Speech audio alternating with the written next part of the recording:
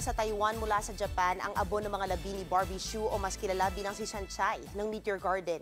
Inalala naman siya ng ilang mga Pilipinong nagkaroon ng pagkakataon noong makasalamuha ang aktres. Nagbabalita tungkol dyan si Von Belenario.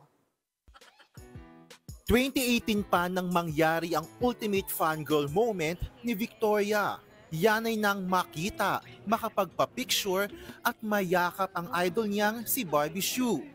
Nung nakita ko si Shansai, umiyak ako. Kasi syempre, dream come true talaga siya para sa akin. Dapat kinis ko na, hinag ko na, hiningi ko na yung number. Grabe. Kinakabahan talaga ako. Sabi ko, oh my God. Like, kilig na kilig ako. Kaya naman sa pagpanaw ni Barbie, babaunin na lang daw ni Victoria ang magagandang alaala.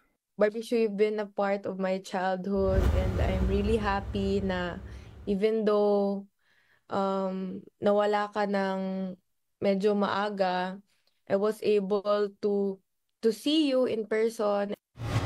Ang buhay o sinasakyan lang iyan, di ko alam ang tungo kung saan.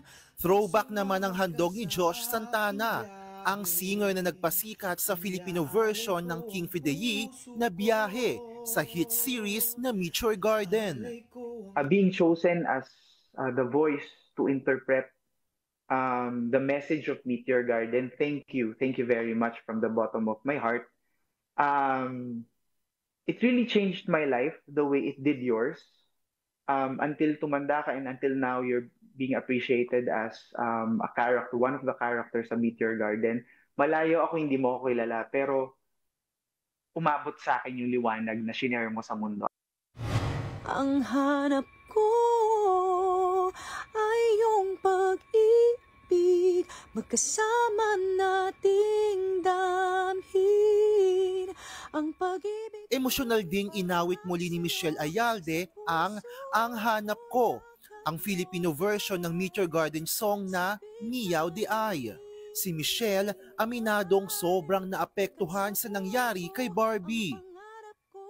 I love Sanchay. Sino po ba yung hindi nakakilala sa kanya? Sinong hindi nagmamahal sa kanya? Yung character niya po is, very simple and very inspiring para po sa mga simpleng babae. Diba po?